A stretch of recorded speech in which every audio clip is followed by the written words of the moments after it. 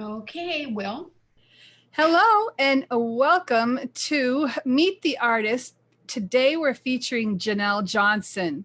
And here she is to say hello to you all. And thank you all, by the way, before that, thank you all for coming and joining us today.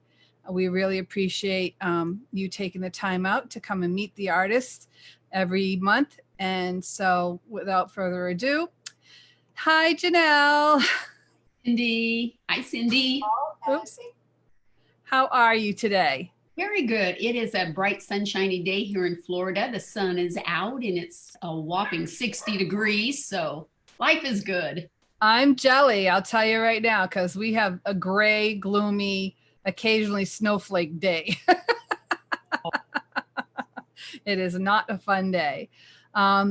So I'm going to jump right in and start asking some questions. And I invite my audience or our audience to actually ask some questions. And I'm monitoring the news feed or this post. So if you have a question, please put it down below and then I will ask it for you and we'll get some answers and learn more about Janelle. I'm so excited to have you here, Janelle, and to have started working with you because I've admired your work for so long and I haven't yet had the opportunity to take a class with you.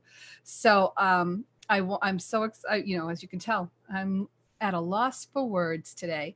We have Cheryl and Bonnie joining us, so thank you and welcome for coming. And Janelle, how long have you known that you were an artist or that you had artistic abilities? Oh my gosh. My youngest memory of it was when I was just a child. And I think I was about in the third grade. And the teacher had asked people to do some artwork on the chalkboard because we just had one big, huge building that all of the grades met in because I was from a very small town. And so it was big, huge chalkboards that separated our rooms. And I started drawing and just was fascinated with it from that. And so then after that, I was really interested in art, but it just didn't present itself as an opportunity back then to take any classes because we're talking about in the early 60s. So it just didn't present itself. So I really didn't get into art big time until 1980, until about 1980. And that was when decorative painting was really coming in strong. And so that's when I got started, 1980. Wow, so cool. I mean, that's when I graduated high school. Okay, I was just a babe.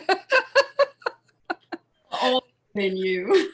Yeah, and it's so funny because like I was artistic but didn't really realize it. And through my siblings are all artistic. I have three older siblings and they're all artistic. And I'm like, I don't have that bone in my body. And nor if I did, could you make any money at it? So is that when you went professional or is that when you just started actually focusing on that ability? Oh, I just started. And my mother in law was actually the one who really encouraged me because she was a book student of Priscilla Hauser. And she had all of her early books and shared those with me. And we learned how to paint that way by Priscilla Hauser's books. And then in the little town that I lived in, what was back then called a toll shop opened. And I went there and took some classes and was buying supplies and teaching my sister-in-law around my kitchen table on what I could do. And that was about 1980, early 1980. Yeah, that I started teaching my sister-in-law how to paint. Oh, wow, cool. So you jumped right in. Yeah, I really did. It was actually kind of by accident because my sister-in-law had gone into this little toll shop to buy some supplies. And the owner of the toll shop asked her well, where are you taking classes? And Candace didn't want to tell her, well, I'm taking from my sister-in-law. So she says, oh, I take classes from Janelle Johnson. So then the next thing I know, I get this phone call out of the blue. And this gal who owns the shop asked me if I would be interested in coming to teach. And oh, sure. Yeah, I would. Because I'm just a young mom. I was had one son. He would have been one. And then I was pregnant with my other one.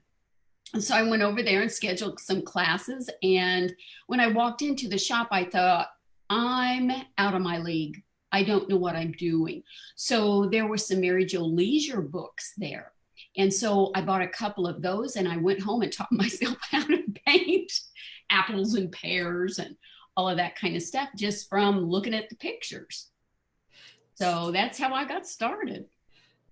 So, your first, like when you first started doing it, what did you were acrylics? Were you No, know, oils. Yeah, oils? Oh, really big back then. Yeah, acrylics really hadn't come onto the market too much until about, mid to about 1986, 87, about in there. And then I started to dabble in acrylics, but in our area, we went to the local TG&Y and bought whatever paints that they had. what's a TG&Y? It was called oh golly, it was called a dime store, TG&Y dime store. Yeah. And then I bought some stuff at Woolco. That was our big department store in the big city of Wichita. So that's where I was buying my supplies. Yeah, that's all right, because we call it the five and dime, but we had a Woolco Woolworth five and dime, so that's all right. I remember it. I do. So you went from did you went from oils to color pencils, or was there some other transition, other mediums you dabbled in while you were on your journey?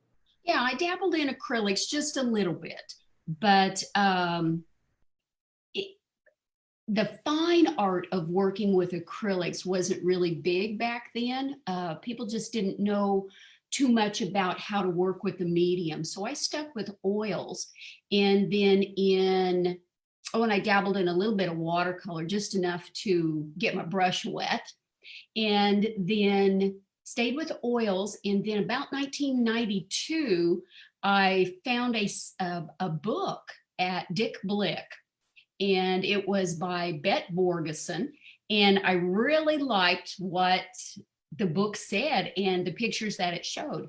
So I went home and bought a few color pencils at Michael's, bought a few color pencils there and started playing around. That was in 1992.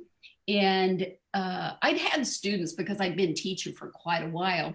And so then I showed them what I was doing with color pencil. And so I started teaching local color pencil classes. And so that's how I got started in it. And then in 1996, Ann Kingslan and Mary Gibilisco came to visit me at a place where I was working, an art organization. And I had a big, huge cabinet that I had done in color pencil. I'd done the front doors of this cabinet. And Ann invited me to come to her studio in Omaha, Nebraska and start teaching. So that was my really big break in my teaching career. I was mentored by Ann Kingslan and Mary Gibilisco. So I was teaching, oh my gosh, 5 seminars a year there in Omaha. And then, seminars just really started to take off, and I was traveling all over the United States, and the full-time job kind of got in the way. So I quit the full-time job and started travel teaching in 2008. Yeah. And Wow. travel teaching, not so much anymore. Jeff and I did move here to Florida and from Kansas, and we really like the Florida lifestyle. So this year, my husband turned 65, and he is ready to slow down on the travel teaching because we were doing all the trade shows and, oh gosh, doing 2 and 3 seminars a month. And we just wanted to slow down and Yeah. discover Florida. And so then when you asked me if I was interested in doing these live online classes, I'm just like, yeah, because then I can still be in my great studio and still get to discover Florida and travel around. Yeah. That's what I love about this opportunity. Um, so before we get into that new opportunity and you and where your artful journey is taking you, I just had another question about, like, what is your favorite subject now, whether it be in oils or colored pencil or whatever. What's your favorite subject that you like to create? Oh, right now I'm on a kick of portraits. As you can see back over here, these are some of my family members, and I've been doing portraits for a couple of years now. And that was spurred by the birth of the first granddaughter, and she's going to be 9 in March. And you just look at your grandkids in a whole different light from what you look at your own children. And I thought, I really want to capture her youth and her innocence. So I started doing pictures of Nora, and then other grandkids started coming along. And now I have a total of 5 grandkids, and I'm still doing their portraits. And I'm venturing out just a little bit. I'm adding some adult subject matter into it. I've got my daughter-in-law and Nora together in this portrait right there. So I'm working with those, but that's still a personal journey. And I'll teach some people here locally if they want to come to the studio and paint with me or pencil with me. But what I really like to do when I'm teaching classes, I love to do birds. And I've been an avid birder, oh gosh, just since I was a young kid. And my dad got me started on that. And then progressed from that. Well, I'm not one of those birders that gets out like 4 o'clock in the morning. If they come to the feeder or the cypress tree out here at the studio, I've got the camera handy and Jeff takes pictures, and that's where my reference material comes from, is the photography that my husband does.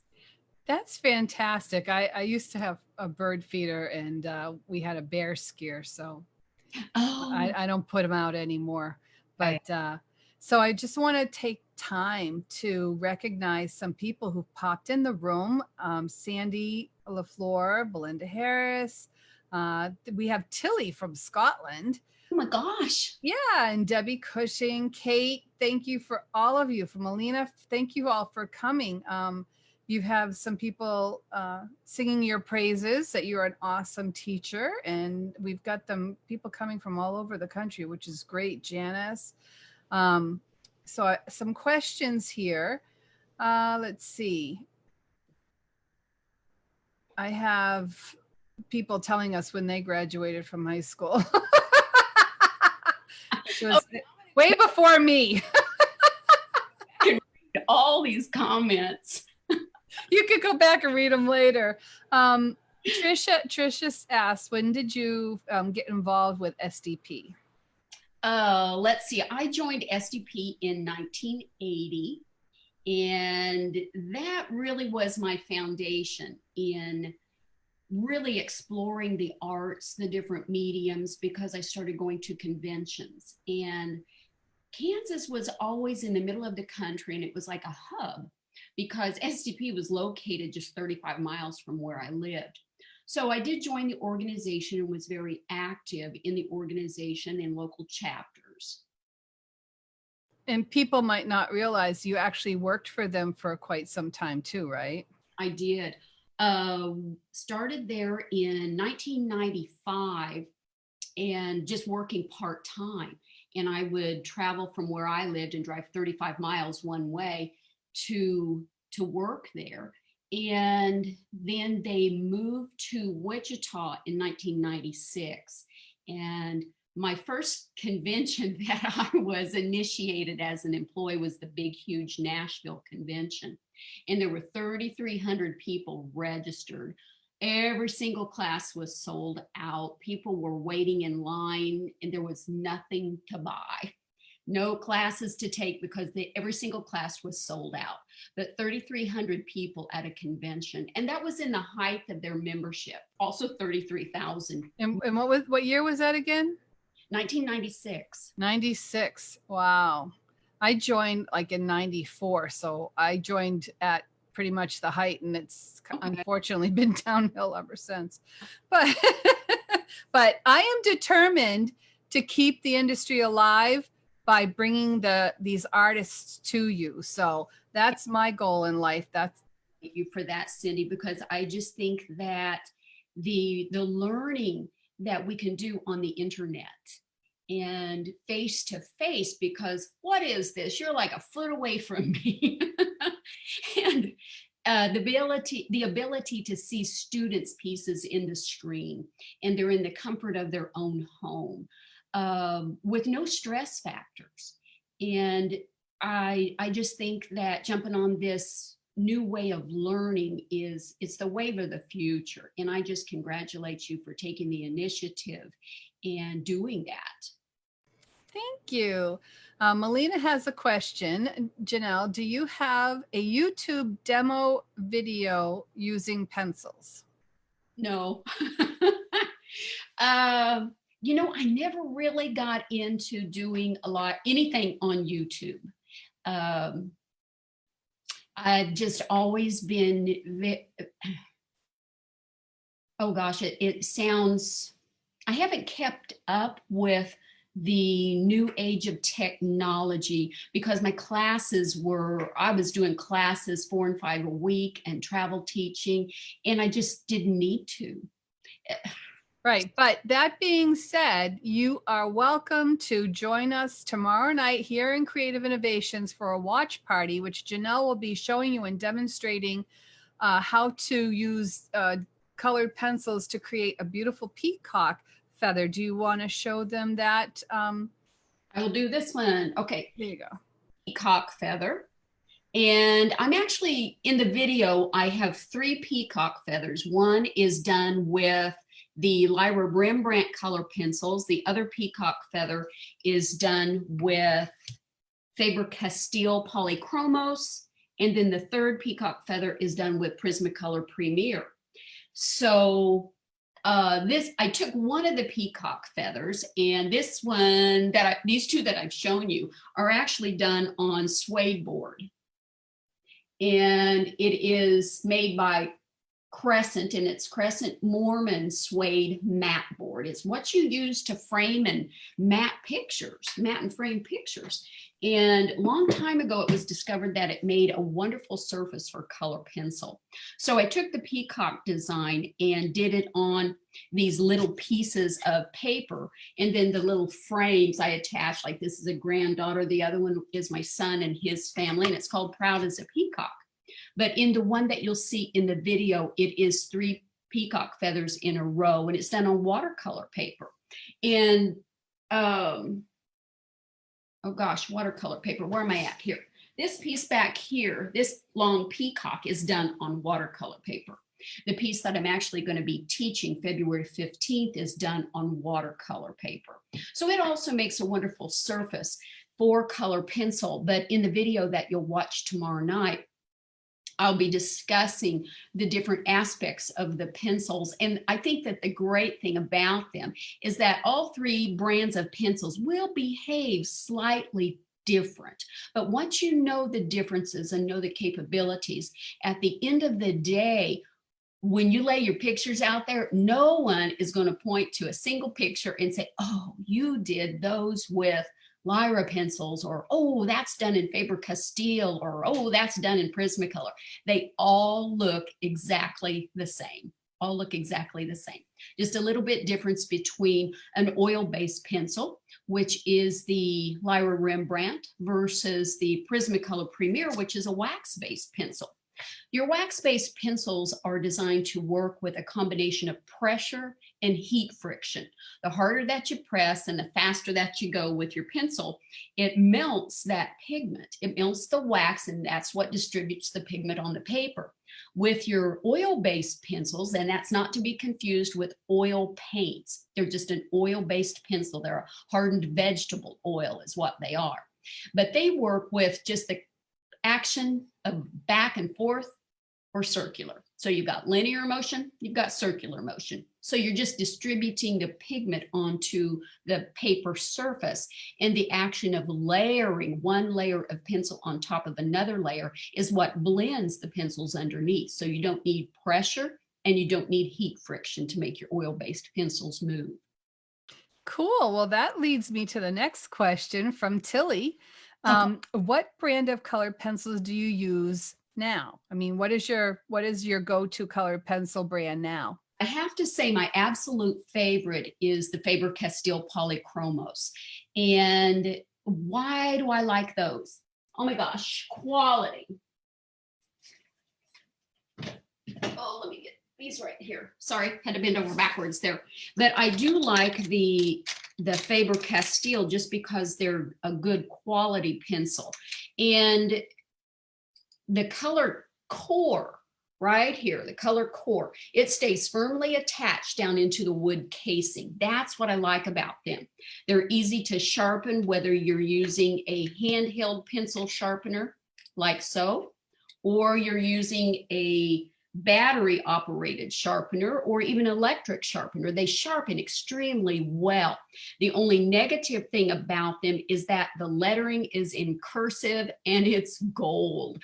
And it's very hard to read the writing on the pencils. But anyway, those are my actual favorites.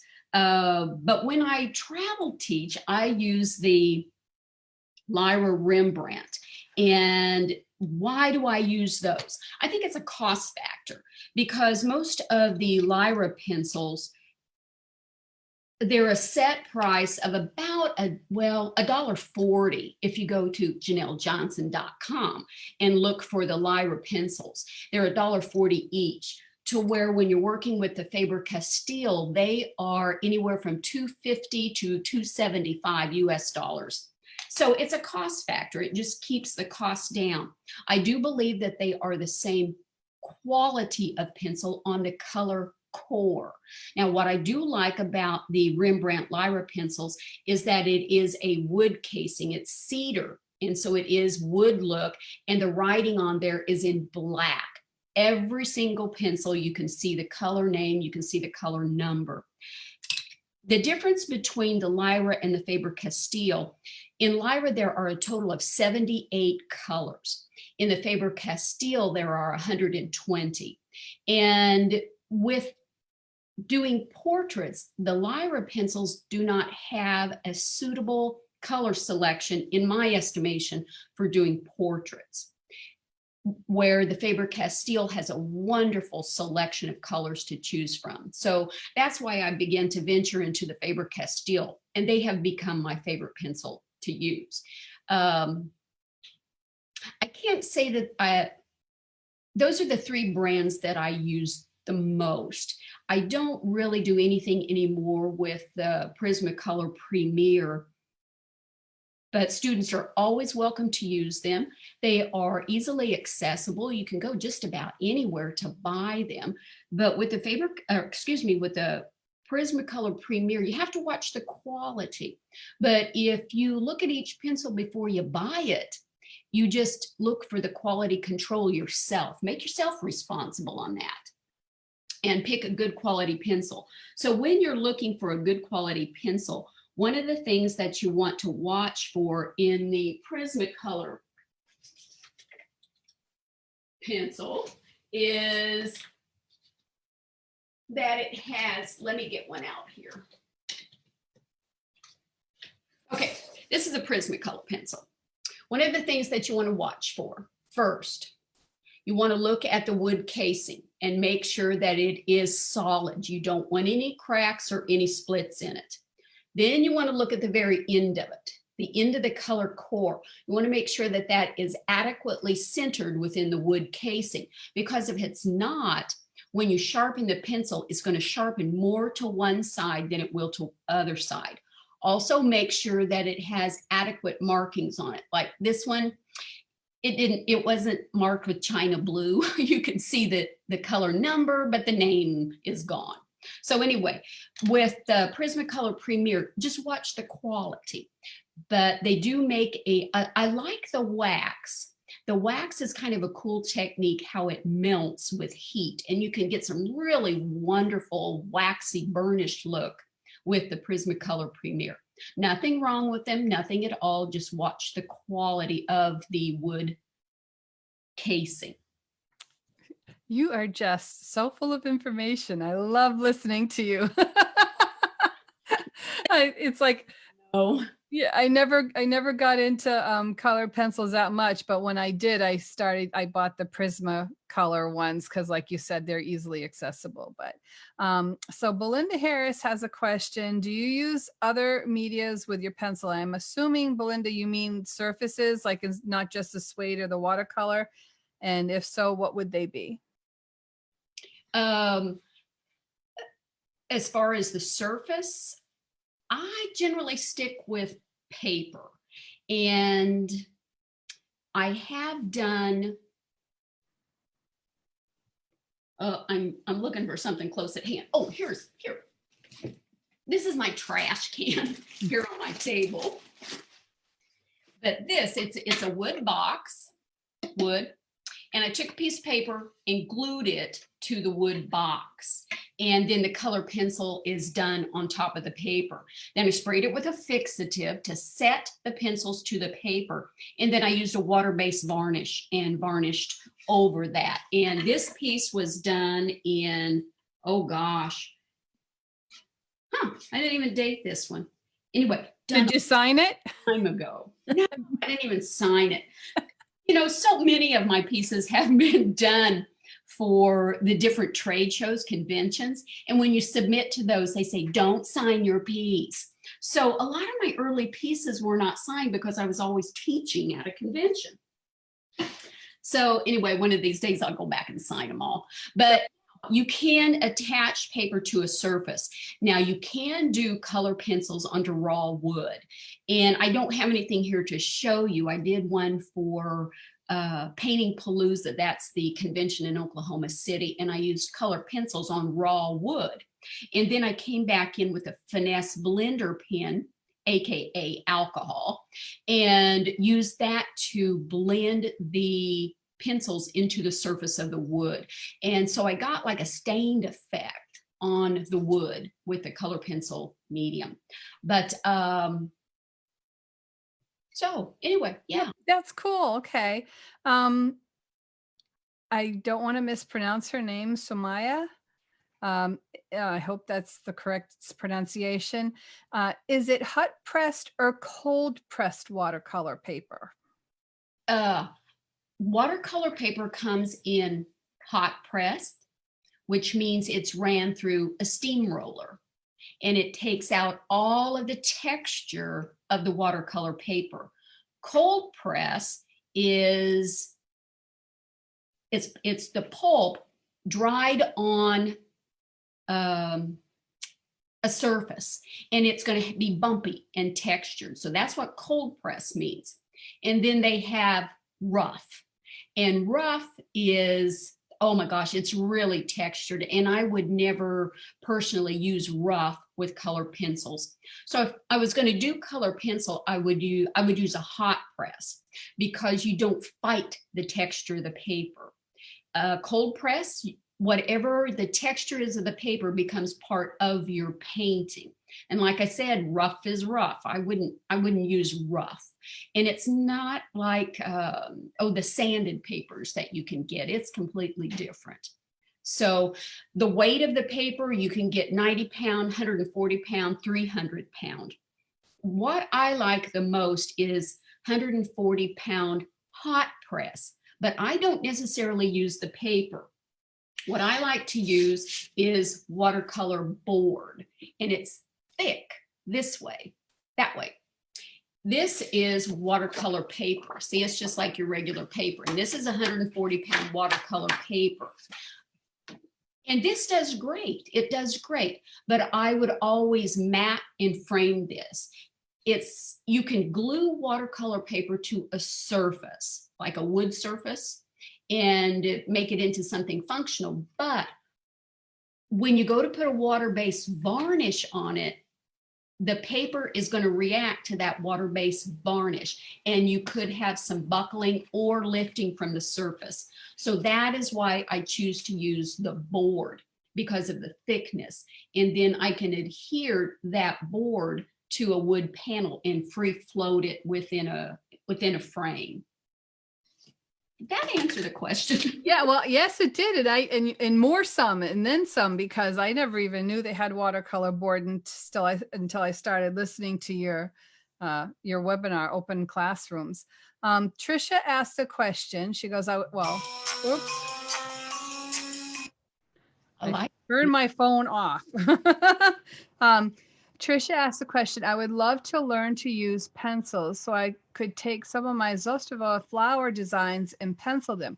Do you think that would be possible? And then part 2 to that is, there is so many detail in the final highlight stage. Can that be done with pencils? Oh, good question.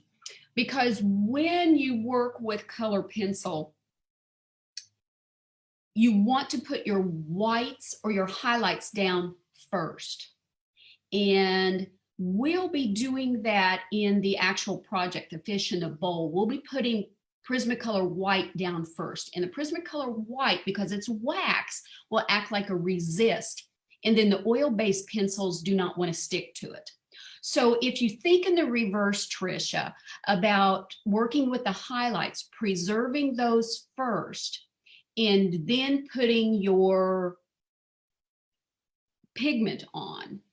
So I hope that kind of gives you a little bit of information. You have to think a little bit backwards, because you build your highlights first in color pencil.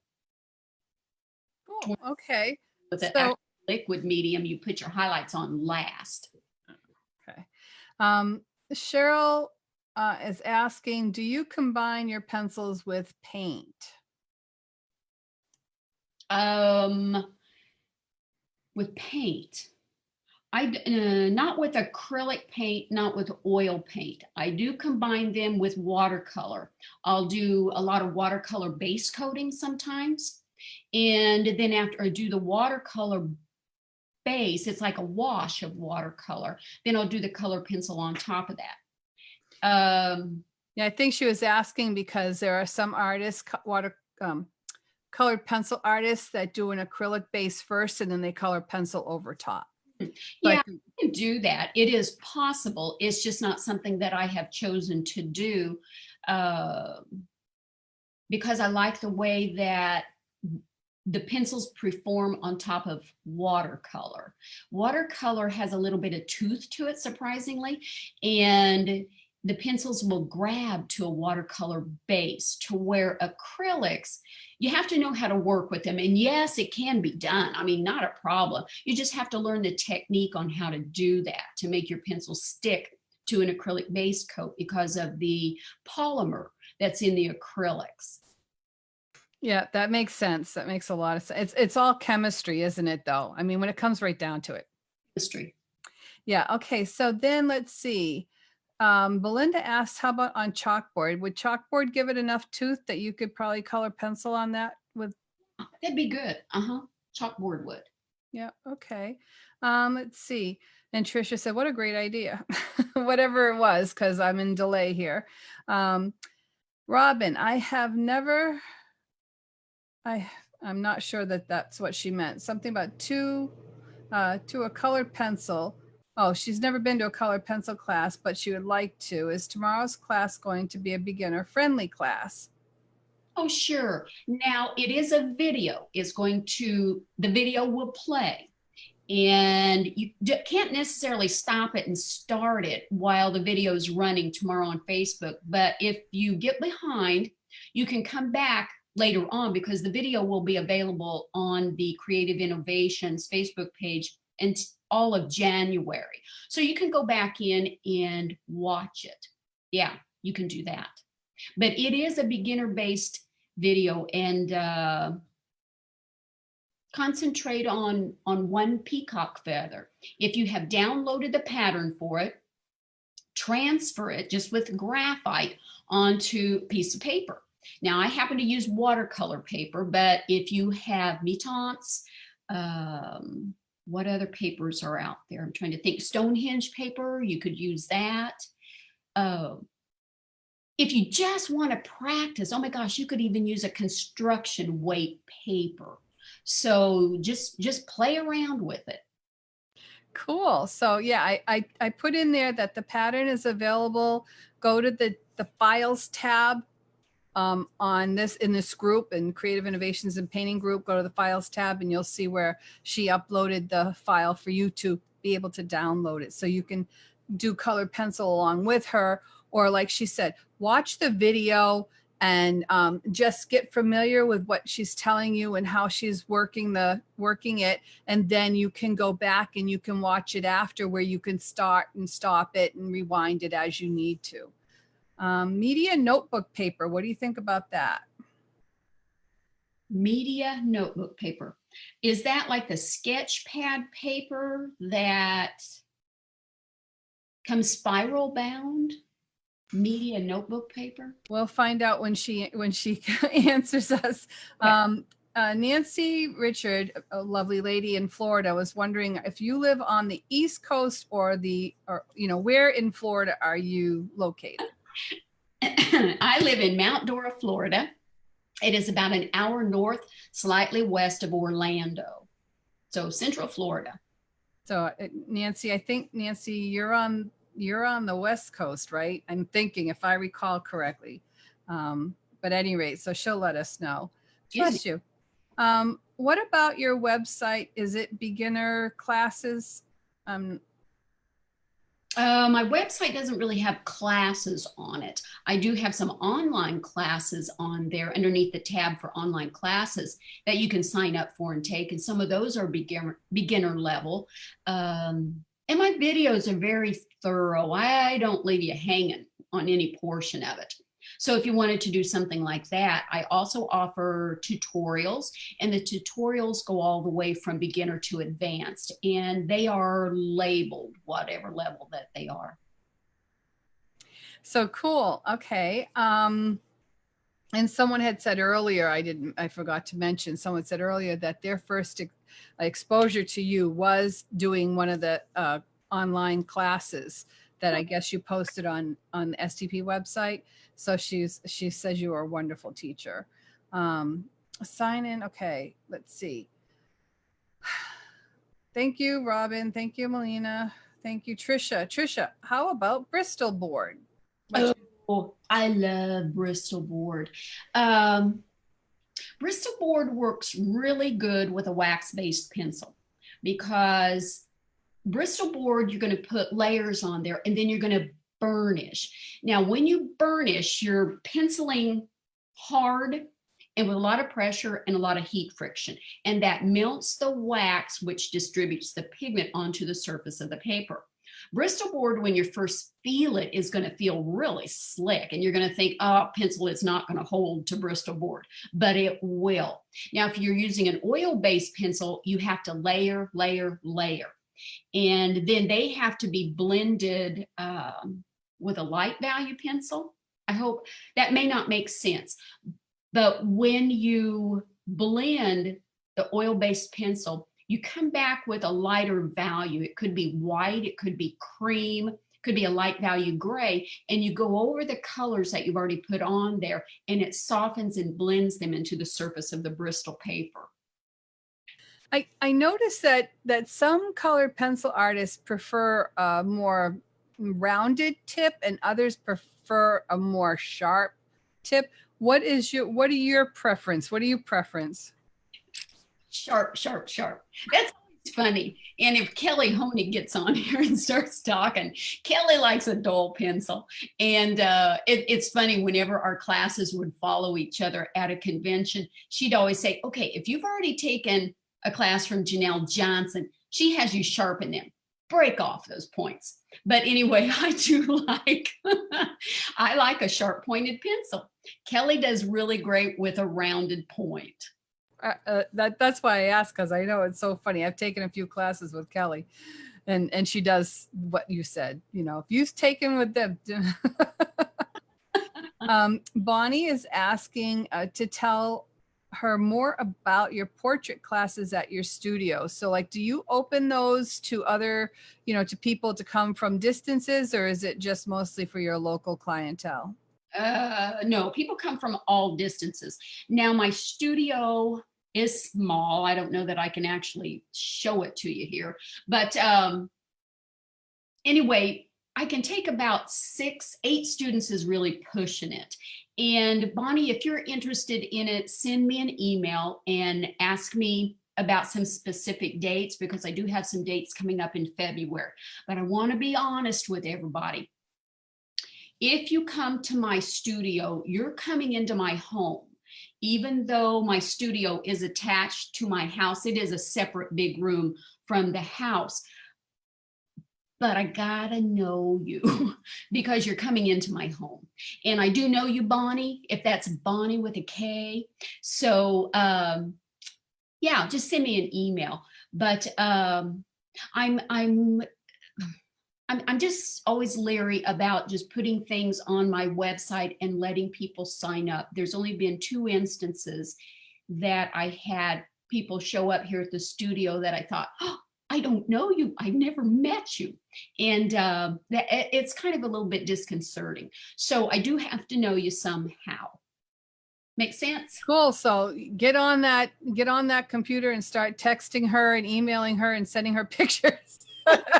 Get to know her. So the webinar that we're going to be doing in next month is the fish. And I guess the question is that a beginner piece as well? It is beginner. It is beginner. And I meant to get this on. Go get it. Go get it. Oh, you want to use that one? Let me go and help you with that. Okay, here, I'm going to do it onto the webcam. Did it switch? That's perfect. Yep. Okay. All right.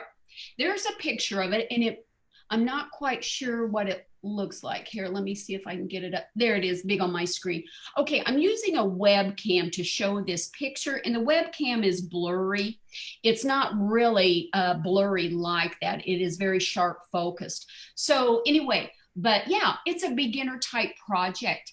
And we'll start with the actual body of the fish first. And so you'll get used to using color pencils on that. And we're going to work first with the circular motion on the body. And then as we come into the tail, we'll be using linear motion. But on this, we start with the white first. Now that can be a little bit unsettling because you're working with white on white paper. And so you can't see it. So you have to trust yourself. But I have some tips and tricks on how to know that you put on enough white for it to show up. So we'll be working on that. The background of the glass is layers of gray, and it starts darker around the outside edges, working to just paper through the light value area, and then a sharp Prismacolor white, a hard amount of Prismacolor white put on there for the highlights. Now the background atmosphere that you see up towards the top, that blue look, and then it comes down into some yellow on the sides, that is done with watercolor. And I do have on my website where you can order a watercolor palette. It's like $5, and it is a little plastic palette and contains the 3 colors that we're going to be using. So you can use watercolor. But you can also use acrylic. If you have a medium value blue, and I'm not familiar with the names of acrylic colors, but it would be a medium value like a colonial blue or Williamsburg blue, something like that. And then a bright, vibrant blue such as Prussian blue. And I'm not sure it might be like a cobalt blue. I'm not sure what the name of an acrylic would be. And then a bright sunshiny yellow. You can water down those acrylics and use that to stain the background paper. I do not care to do backgrounds with color pencil, because all that you have is the point of your pencil to work with. And to do a background in color pencil can take a long, long time. So that's where the multimedia comes in. On the fish piece, I used watercolor. And you wouldn't have to use even the same brand that I've got, the Daniel Smith. You could use Grumbacher, Winsor Newton watercolor, as long as you had a dull blue, a vibrant blue, and a vibrant yellow, you would be quite fine. And then water and a round brush. Some backgrounds I will use actually pastel to do a background. And I like using pastel also. And let's see, yeah, this portrait up here, all of this background up here on this one with the two females is done with pastel. And I used Prismacolor's new pastel. And let's see, what have I got here in the background that I might show you? Okay, up a little higher on the wall. Yeah, this one up here, that is a heron. Is it a tricolor heron? I think it's a tricolor heron. And anyway, that green background on there was done with pastels, and I like doing the pastels. So I love doing subject matter with color pencil, and then backgrounds with pastel or watercolor. But very seldom will I do a background in color pencil. Well, thank you. Tell us, okay, so Debbie Cushing's asking, have you ever used pastel boards with colored pencil? Yeah. And I do like pastel board. It's a little sandpapery feel, so you have to get used to that. But whenever you use pastel board, it has a definite tooth to it, a lot of hills and valleys. And you have to fill in the valleys and then put your final detail up on top of the hills. Because if you don't, you're going to get a pitted look to your picture. So that is something that takes some getting used to, working on pastel board. Cool. Okay. So then Belinda asks, which is a good thing, because part of knowing what you're doing, besides knowing how each pencil works differently, how do you correct your mistakes? Oh, that's a good question. You can actually say, if you put down the wrong color or you get outside the lines, you don't want to embed it. You don't want to try to make the subject matter bigger to compensate for having gotten outside the lines. You can take Scotch removable tape, and Scotch went through a rebranding and it's no longer called removable, it's called wall safe. And you take a piece of that tape just like so. You lay it on the offending line. Let's see if I can take off some of his tail here. Okay, right here, we'll see. Scratch it with fingernail. Or depending on how much outside the line you got, you could take a color pencil in color on there just to get some pressure. Now, let's hope this is a good demo. I'm kind of hoping it's not, because I don't want you to ruin your painting. This is just a stage by stage painting. Can you see that pencil that it took off there? So that's how you take it off. You can also use an eraser, like a white vinyl eraser. And I was just working with my erasers this morning over on one of the other tables, so I may not have it here. Or you can use sticky putty. Sticky putty is actually my preference. And I like the Alcon brand. Alcolin, I always want to call it, but it's white. You might think it looks like a kneaded eraser, but it's not. It's actually sticky putty. So you'll take a little bit of that. And let's see. Let's try over here with a little bit of sticky putty. Or maybe down here in the gravel, yeah. Okay, you'll take sticky putty, you wanna hang on to it, take a gob of it, set it on here like that, and then pull it off. Can you see a little bit of blue? Okay, and then I would just do a pressure and release like that until I got it back down. Now, it's not gonna get it back down to absolutely white paper. That's the only problem with working with white paper, is that it'll stain it. And so then you have to figure out, what am I going to do to cover that stain? Is that the same with whether it's oil based or a wax based? Is it the same? Same thing. Yeah, it all works the same. Cool. Okay. Um, Someone had asked, would pan pastels work? I believe you already said you use that. And then Cheryl's giving you a compliment on your earrings. Thanks. I thought they kind of went along with the peacock theme for tomorrow night's class, and this picture back here. So thanks for noticing. And how do you pronounce that? I want to say my tines, but I Taunts paper. And I used to work like Metons. Okay. Used to work with a guy in the SDP publications department, Jake Euchre.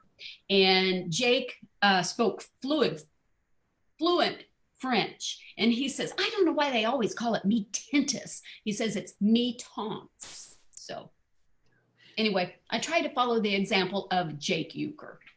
I love Jake, and I need to remember that. Okay, so Cheryl's like, she never knew there was so many types of paper, and I never knew there was so many types of pencils. So we're together on that one. So thank you everyone for coming today. And if you have any questions, we have about 6 minutes to go here, and feel free to post your questions for Janelle about colored pencils, about papers she uses, or classes that she offers. She is offering a free Proud as a Peacock class tomorrow night, and it's going to be here in the group on creative innovations in painting. And just look for a little thing that says watch party up in the corner, the right upper left hand corner, and join us. It's at 7 p.m. Eastern, and just subtract 1 as you go across the country. If it's 7 here, it's 6 Central, 5 Mountain, and 4 Pacific. Just subtract 1 as you go across the country. And then her Artful Webinars is the fish in the bowl. And that is going to be on February 15th. It's a 5-hour lesson within there's a 30-minute break for lunch. And she is going to, she'll be easy on you. She's not going to rush you through this, and they should all finish, right? Oh yeah. Shouldn't be any problem with that at all. So you'll have the ability to do this class with Janelle, and you'll have a wonderful experience, I'm sure, because I hear she's a wonderful teacher, and I will believe everybody I hear. I've yet to take a class with you, I'm sorry to say, but I'm looking forward to this one. And you can sign up for that at artfulwebinars.com.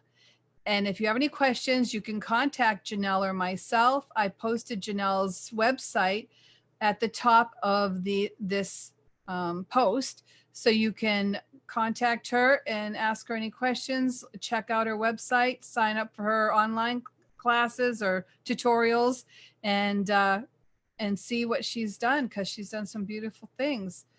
Anything else you want to add, Janelle, before we say goodbye? Gosh, I'm so excited about this venture. I even woke up in the middle of the night last night thinking about it, because I am excited about it, and I'm excited for all of you to be able to learn this way, so that we can get together, hang out, continue our friendships, make new friendships, and we're even going to have lunch together too. Yes, we will. It's going to be awesome.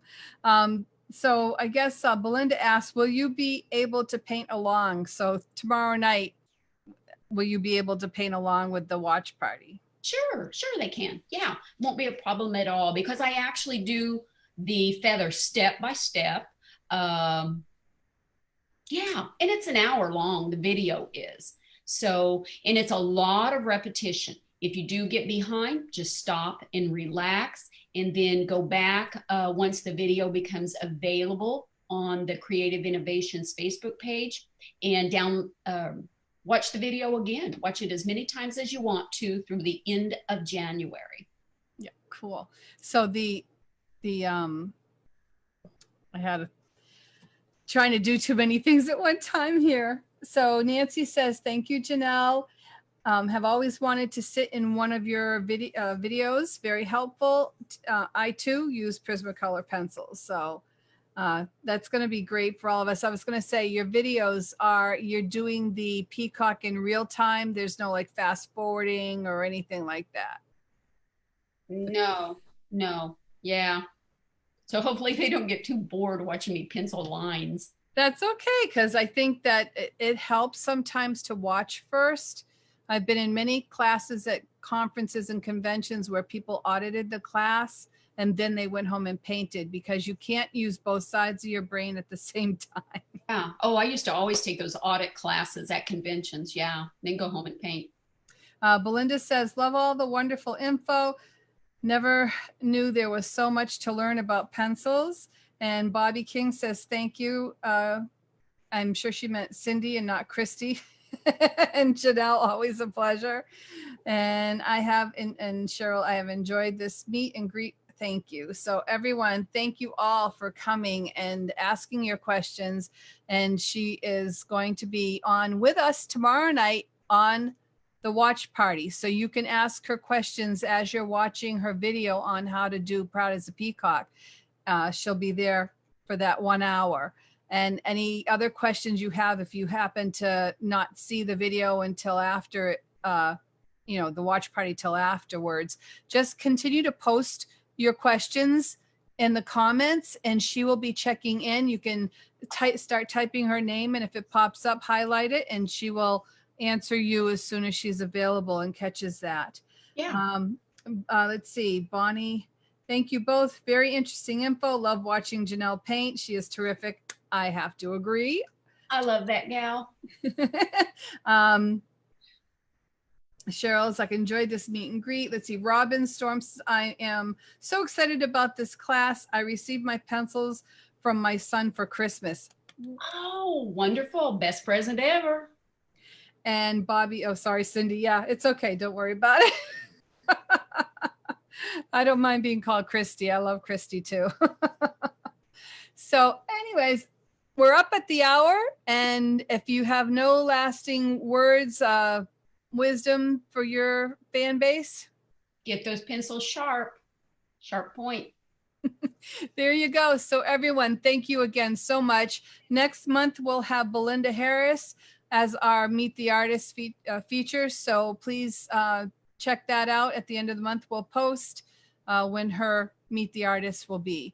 So take care. Happy New Year, everybody. And we'll see you in a webinar. Bye.